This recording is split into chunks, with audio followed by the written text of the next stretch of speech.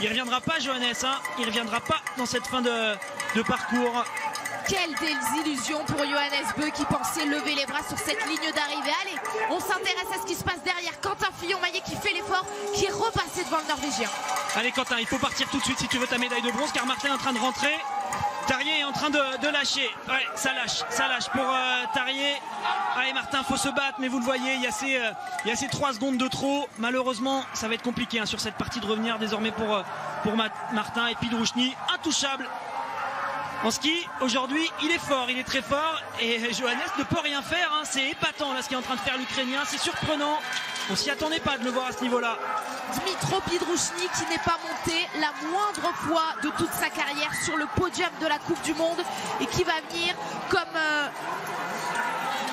certains pour son tout premier podium. Eh bien, il fait ça sur les championnats du monde et il vient chercher l'or dans quelques instants. On s'intéresse à la suite de cette course pour l'instant, à l'effort de Martin Fourcade, mais que c'est dur de revenir sur Tarier Beu, sur Quentin Fillon-Maillet. Quentin Fillon-Maillet va-t-il parvenir à faire le doublé, la deuxième médaille en 2 jours? On voit Vincent Vitos qui est partout sur cette piste pour encourager les Français. Allez, Pidruchny qui revient, ouais, il sera plus rejoint, c'est terminé, il a été trop fort dans ce dernier tour. Il est incroyable à ski sur ces championnats du monde, Pidruchny qu'on avait suivi la semaine dernière sur les championnats d'Europe à Minsk. Il avait fait également, comme certaines équipes, le choix de se préparer sur le site biélorusse de Minsk pour ces championnats d'Europe. Il avait terminé 18e du sprint à ce moment-là. Et bien désormais, il va se parer d'or. Et on va voir le sprint désormais entre Quentin et Tarier. C'est maintenant que ça va se jouer. Allez, Quentin, il faut surtout pas laisser d'espoir à Tarier. Allez Quentin, il faut pousser, passer en tête, essayer de le décrocher. Ouais, c'est bon, il est en train de... Non, je suis désolé, avec ses plans on voit rien. Si, ça y est, il a quelques mètres d'avance.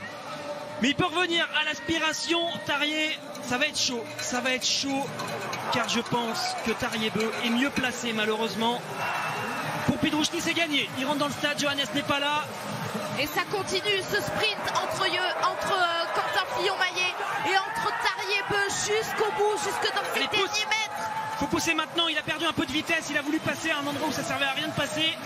Pidruchny, il la gagne cette course, bravo. Le premier podium, la première victoire, le premier titre mondial pour Dmytro Pidruchny, la médaille d'argent pour Johannes Beu qui ne fera donc pas le grand chef. Allez Quentin, il est devant. Et derrière, il est devant Quentin. Pour la médaille de bronze. Allez, le doublé pour Quentin Fillon-Maillet. Oui. Continuez à pousser le bronze une nouvelle fois pour Quentin Fillon-Maillet qui peut lever le bras une nouvelle fois. Quentin va être sur le podium de ces championnats du monde. Hier déjà, il nous a fait le bonheur de débloquer ce compteur pour l'équipe de France. Et bien, il récidive aujourd'hui et Martin Fourcade vient en 5e position terminer cette poursuite. Ouais, Martin, il perd ce titre sur son premier debout. Une balle de trop dehors, sinon ça aurait pu tout changer. Antonin qui fait quand même malgré tout une très très belle course. Il est remonté de la 20e place à la 7e place. Ils sont encore là les Français, hein. Comme d'habitude, il y en a 3 dans le top 6. Quoi, quelle course on a vécu encore une fois. Et quel finish, surtout Alexis, que de rebondissements. Bon, alors on va peut-être être honnête, on s'est un petit peu emballé sur ce dernier tir. Nos calculs étaient mauvais, l'impression donnée par Johannes Beu trompeuse. En tout cas, on n'y était pas. Ah oui, non, complètement. On se trompe complètement là sur ce que j'annonce pour Johannes. Je pensais qu'il avait plus de marge que ça. On se fait bluffer hein, par le fait qu'il nous paraît intouchable. Et non, Pidruchny, il est bien là. Il vient rectifier les choses. Et c'est ça le biathlon. Denis Masseglia tout à l'heure l'a dit sur le plateau avec Messaoud. On a dit, tant que le dernier tir n'est pas passé en biathlon, tout peut se passer, ça arrive tous les week-ends. Et ben voilà, Johannes, excès de confiance. Nous aussi on a eu un excès de confiance en Johannes, on pensait qu'il avait plus de marge. Non, le biathlon c'est pas ça. Il faut toujours attendre, ne jamais s'emballer. Ça nous a donné une bonne leçon. Et Pidruchny, il a fait le tir parfait au moment où il fallait le faire.